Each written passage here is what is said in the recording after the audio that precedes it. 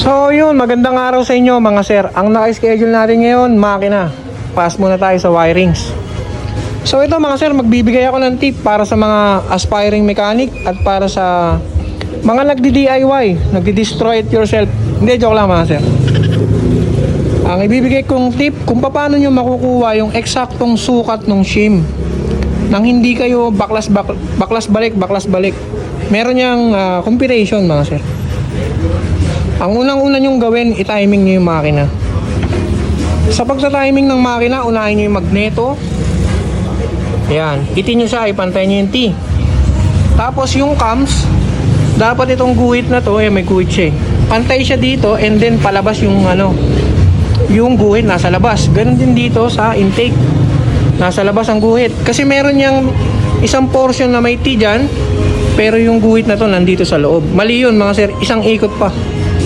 Tapos, pag nakapantay itong dalawa, simula rito sa 2 na may arrow, ayan, yung bilog, yung dot. Tapos dito sa 3 na may arrow, bibilangin yan. From dyan sa arrow, hanggang dito 16 yan mga sir. Kaya bilangin natin, 1, 2, 3, 4, 5, 6, 7, 8, 9, 10, 11, 12, 13, 14, 15, 16. So, sakto. Naka-timing yung makina. So, after nyong i-timing yung makina, eto na. Tuturuan ko kayo kung paano nyo makukuha yung tamang clearance. Ito yung mga tools na kailangan nyo. Siyempre, feeler gauge. Hindi peeling gauge mga sir, feeler gauge. Kasi dito sa Raider, pagka kahit anong ganda ng buo ng makina mo, maganda yung compression, maganda yung kung ano mga pyesa, pero kung sablay yung shimming mo, sablay yung sukat, power loss mga sir. Kung hindi malagitik, walang bitaw yung makina, walang takbo. Tapos pangalawang tools nyo, ito, veneer caliper.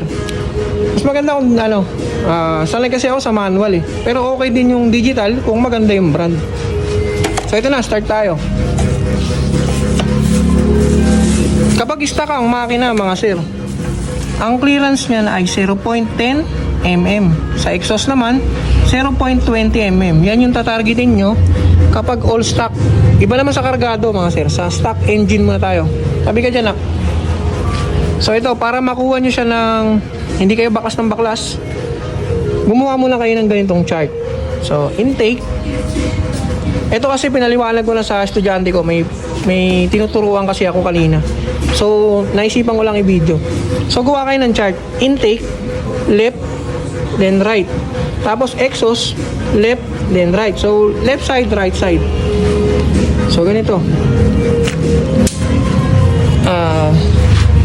Kunan nyo ng data kung ilan ang clearance nung bawat portion. So ito, pag sinaksak ko yung 0.10, pasensya na mga sir kasi isang kamay lang ang hawak ko, yung isang kamay taga video.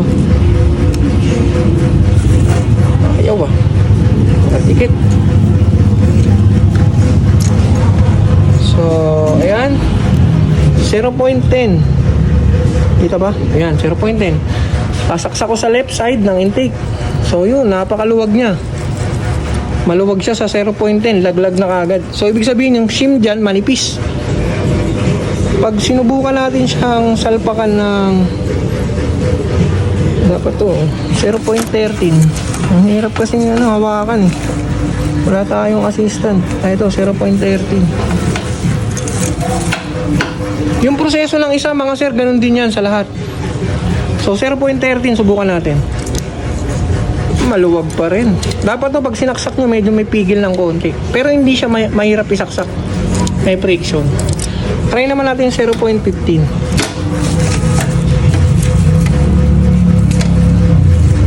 Mas magandang gawin mag-shimming mga sir pag medyo mainit ng konti yung makina. Sa saktong operating temperature. Para sa yung thermal expansion niya, sakto na. Iba kasi yung clearance ng malamig tsaka medyo mainit. Ganun din sa pagtutunan ng carb mga sir. So yan, try natin yung ayaw mag-focus 0.15. So sa 13 maluwag. Sa 15 medyo masikip na siya, pero pumapasok. So ibig sabihin mga sir, nasa pagitan ng 13 at 15. So 14, wala kasing 14 dito. So 14 ang nakuha natin, 0.14. So ito, nilista ko na. Kanina pa to eh. 0.14 ang nakuha natin. Ang target lang natin sa intake ay 0.10. Ibig sabihin mga sir, sobra siya ng 0.4. Ayan yung ano niya, difference. So halimbawa mga sir, ang nakuha yung shim. Yung shim, yung parang baterya ng relo, yung maliit. Susukatin nyo yan ng veneer caliper. Yan, nakuha nyo 1.70. Ayan. Kung 1.70 ang nakuha nyo, kulang yan ng 4. Kasi nga, naging 14 to eh. Lumaki yung clearance. Dito nyo idadagdag. Adagdagan nyo siya ng plus 0.4. So, magiging 1.74. Ayan yung SIM na kailangan nyo. So, yung SIM na lalagay dyan, wala na yun, tapo na yun. Papalit na kayo na medyo mas makapal. Imbis na 170, naging 174. So and so forth din mga sir. Dito lang. Kung ano yung ano nyo rito, ganun din dito. Pagdating naman sa exhaust, ang target nyo na, syempre, 0.20 na. So, halimbawa, ang nakuha nyong clearance, pag saksak nyo ng filler gauge, 0.27 ang nakuha nyo. So, sobra siya ng 7 kasi 20 lang yung target nyo. So, halimbawa, ang nakuha nyong shim naman is 180. Ang kailangan nyo ng shim ay 1.87, sorry. Yan ang shim nyo. Kapag nakuha nyo 180. Tapos, pag sinaksakan nyo ng filler gauge, lumabas 0.27. Dapat 20 lang. So, sobra ng 7. Idadagdag nyo yan sa shim. Pakakapalin nyo yung shim nyo ngayon. So, ganun yan mga sir. Pagka naman masikip, dagdag bawas lang. So, mathematics lang yan. Kahit anong makina yan na D-shim type, kahit big bike pa yan, ganyan ang proseso mga sir. So, yun lang yung video na to para sa mga aspiring mechanic. Kung alam mo na to, skip mo na yung video. So, yun lang mga sir. Tips lang mula kay Gerald Works. Alright.